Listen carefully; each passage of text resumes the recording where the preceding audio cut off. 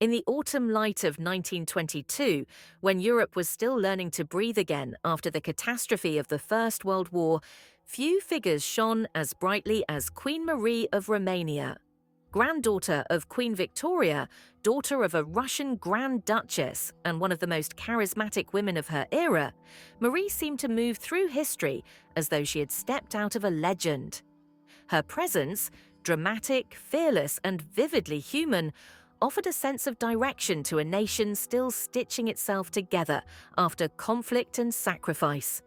Long before the royal pageantry and glittering portraits, however, Marie's story took a quieter, more intimate turn, one that began with a velvet-lined box of jewels. Her collection was famous even among European royalty: shimmering diamonds, ceremonial tiaras, rivers of pearls gifted to her as a young bride. But fate, as often happens in history, intervened. With the shadow of war closing in and the Russian front igniting, Marie made a decision she believed would protect her treasures. She sent them to Russia for safekeeping. It was a choice she would come to regret. The Russian Revolution erupted like a storm, swallowing monarchies, palaces, and everything they had tried to preserve. Marie's jewels vanished into that darkness, confiscated by the Bolsheviks, and the Queen was left with nothing but fading photographs and memories of a world rapidly slipping away.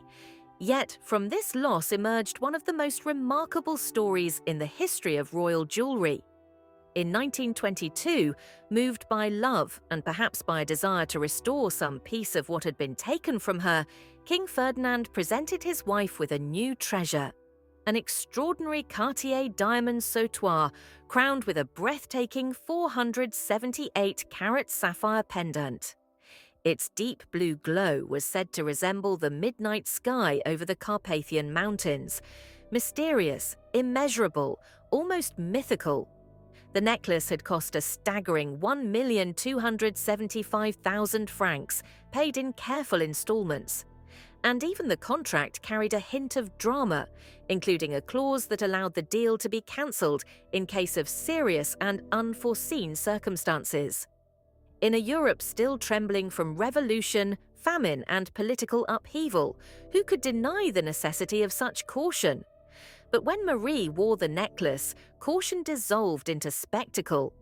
The Cartier sautoir cascaded down her gowns like a river of starlight, anchored by the immense sapphire that seemed to pulse with its own life. Paired with her Byzantine-inspired crown, or the legendary Vladimir sapphire kokoshnik, the Queen became a living emblem of resilience, proof that beauty could rise even from the ashes of a broken age. At her coronation in Alba Iulia, Marie appeared not merely as a monarch, but as an icon.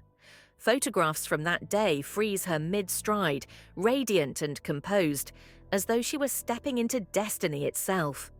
The sapphire glowed against her regal robes, catching the flashes of photographers and the reverent gazes of thousands who had gathered to witness the birth of Greater Romania. The necklace did not simply adorn Marie, it completed her. It became part of her legend, part of the narrative she crafted with such intuitive brilliance. And in the decades that followed, its journey, mysterious, fragmented, and occasionally tragic, would mirror the turbulent fate of the Romanian monarchy itself. As the 1920s unfolded, Queen Marie's public image solidified into something larger than royal status alone. She became a symbol of courage, of modern femininity, of a country reinventing itself. Wherever she appeared, the Cartier sautoir accompanied her like a faithful guardian of her myth. Painters adored it, photographers sought it, and foreign dignitaries spoke of it with an almost superstitious fascination. The sapphire pendant, enormous yet graceful in its design, was often the first thing people noticed. It gleamed against her gowns during diplomatic receptions, glittered during state visits, and lent a kind of dreamlike gravity to her portraits. In an age when monarchies around Europe were collapsing like houses of cards, Marie projected an aura of stability, an impression strengthened by the luminous jewels that framed her every appearance. Even after the death of King Ferdinand in 1927, Marie did not retreat into private mourning. She continued to navigate political storms with her characteristic mixture of intuition and theatricality. As Dowager Queen, she attended ceremonies, diplomatic gatherings, and political banquets, where the Cartier sautoir remained her signature piece. At the banquet of the Little Entente in 1936, guests described how the diamonds shimmered with a cold, almost electric brilliance under the chandeliers of the royal palace in Bucharest.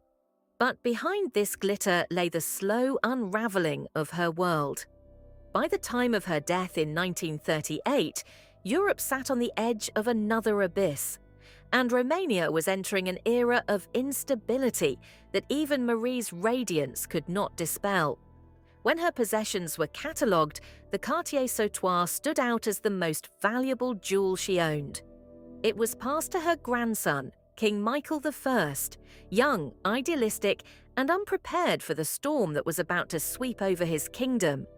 The necklace resurfaced briefly in 1947, adding another chapter to its storied life. That year, Queen Helen of Romania, Michael's mother, wore it to the wedding ball of Princess Elizabeth, later Queen Elizabeth II, and Prince Philip. It was a moment of glittering optimism, witnessed by nearly every reigning and exiled monarch in Europe. Photographs from that night show the sautoir shining fiercely, its sapphire burning with a deep velvety fire. But weeks later, monarchy itself was extinguished in Romania. King Michael was forced to abdicate, and both he and his mother were exiled. The necklace, which had once embodied royal pride, now became a relic of a world that no longer existed. Yet, its story did not end there. When Princess Anne of Bourbon-Parma married King Michael in Athens in 1948, she too wore the Cartier sautoir, paired with a Greek tiara that symbolized the joining of two displaced dynasties. The necklace, once draped across the shoulders of a queen at her coronation, now adorned a bride in a world where crowns were losing their power. But in that moment, it represented continuity, love, and hope despite exile. The years that followed were marked by hardship. The Romanian royal family, stripped of their throne and resources, struggled to rebuild their lives. At some point during those decades, financial pressure forced King Michael to part with the sapphire pendant. The buyer was none other than Harry Winston, the legendary American jeweler known for acquiring some of the world's greatest gems. From there, the sapphire began yet another chapter in its wandering life. One that would take it into the hands of a Greek shipping magnate, eventually landing in the jewelry vaults of Queen Frederica of Greece. But the sautoir itself, what became of it? That is where the story slips into mystery. The disappearance of the Cartier sautoir remains one of the most enigmatic episodes in European royal jewelry history. Unlike the sapphire pendant, whose movements can be traced through sales, collections, and exhibitions, the necklace itself seemed to dissolve quietly into the shadows of exile. There were no auction records, no press announcements, no carefully documented transfers. It simply slipped away, leaving behind only fragments of memory and the faint echo of brilliance. For years, historians and jewel enthusiasts speculated about its fate. Some believed it had been sold discreetly, perhaps to a private collector who valued anonymity over prestige. Others argued that it must have been hidden away by the Romanian royal family, too precious or too painful to part with. Still others suggested a more melancholy possibility, that the necklace had been dismantled, its diamonds sold one by one to help the exiled royals survive the long decades of uncertainty that followed their banishment. But the closest we come to an answer comes from a story shared quietly, almost reluctantly, by Hans Nadelhofer, the respected historian and author of a definitive book on Cartier. As the story goes, Nadelhofer once visited Queen Anne, the wife of King Michael, at her home during the late years of the 20th century. Surrounded by modest furnishings and mementos of a life lived far from palaces, Anne remained dignified but practical, traits honed through decades of navigating exile. During a gathering, someone asked Nadelhofer about the legendary necklace. Encouraged by curiosity, he approached Queen Anne and inquired directly, "Your Majesty, do you know what became of the Cartier sautoir of Queen Marie?" Her answer was disarmingly simple. She smiled politely and said she had no idea where it was. At first, Nadelhofer assumed this was a gentle refusal, a royal way of preserving privacy. But later that evening, when the conversation had quieted and the guests had dispersed to smaller groups, Anne invited him upstairs. She led him to her jewelry box, an unassuming container for a woman who had once married into a royal house, and opened it.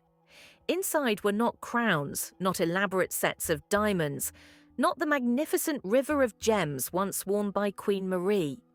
Instead, lying at the bottom, were scattered fragments of what had once been the sautoir. Loose diamonds, tiny metal fittings, a few recognizable links, nothing more. They were the remnants of a masterpiece.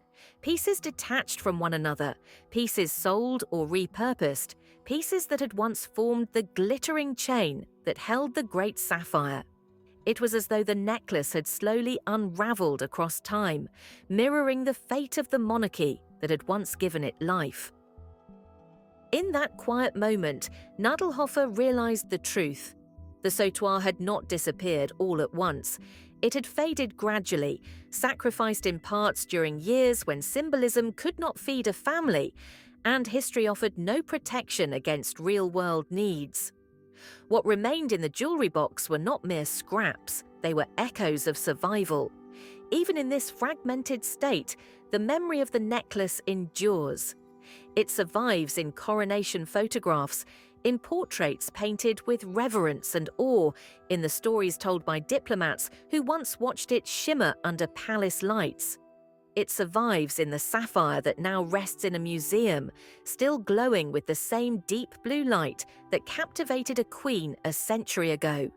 And perhaps most importantly, it survives in the imagination, a reminder that even lost treasures leave traces, and that behind every jewel lies a story, not only of beauty, but of resilience, loss, and the unpredictable turns of history. Today, more than a century after Queen Marie first draped the Cartier sautoir across her gowns, people still search for answers about its mysterious fate. Historians sift through archives, jewel experts examine old photographs, and collectors debate theories in hushed, excited tones. Yet the necklace remains elusive, not because it was insignificant, but because it was woven into the fabric of lives marked by political upheaval, exile, and constant change.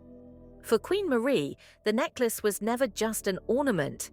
It was a symbol of identity, a visual declaration of Romania's royal dignity during a period when the country fought for recognition on the world stage. Her charisma made the jewels appear almost alive. When she entered a room, people described a sense of warmth and energy that seemed to radiate from her, amplified by the luminous diamonds that surrounded her presence. In portraits, the sapphire pendant glows like a talisman, hinting at the inner strength she brought to her role. And yet, as dazzling as the necklace was, its story is inseparable from the more difficult chapters of the family who possessed it. When King Michael inherited the sautoir, he was still young, still hopeful about Romania's future. But the world around him was shifting quickly. The monarchy faced pressures from all sides: political factions, rising authoritarian movements, and the eventual dominance of communist forces. By 1947, the Romanian royal family had lost everything: home, status, income, and a sense of belonging in their own country. In such times, jewels were no longer symbols of prestige. They became practical necessities, assets to be sold quietly to keep the family afloat. Even the grandest treasures can become lifelines. This is likely how the sautoir's story began to fragment. Not through a dramatic heist or a secret auction, but through quiet, practical decisions made by people trying to survive the realities of exile. A diamond removed here to pay school fees, Another sold to repair a roof or cover medical bills.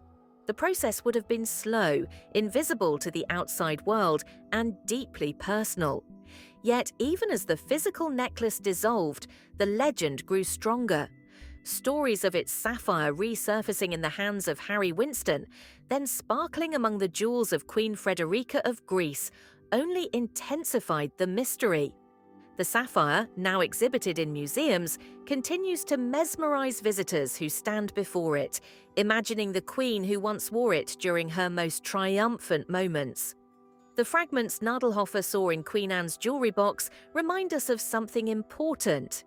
Histories are often preserved not in perfect artifacts, but in imperfect remains. The small pieces left behind were not signs of neglect, but of endurance. They testified to a family's ability to carry forward despite losing everything that once defined their place in the world. If the sautoir had survived intact, it would likely be locked today in a vault, admired from a distance and protected by glass. Instead, its scattered pieces allow the story to live freely, told through memoirs, photographs, whispered memories, and now museum displays of the surviving sapphire. The real treasure, in the end, may not be the diamonds themselves, but the narrative they left behind. A narrative filled with beauty and tragedy, triumph and loss, grandeur and humanity. A narrative that reflects the complicated lives of the people who touched the necklace across generations. Thus, the mystery of Queen Marie's Cartier sautoir endures, not as a puzzle waiting to be solved, but as a reminder that some stories gain their power precisely because they are incomplete. The necklace may never reappear in full, but its legacy shines on in the history of a queen whose spirit illuminated an entire era.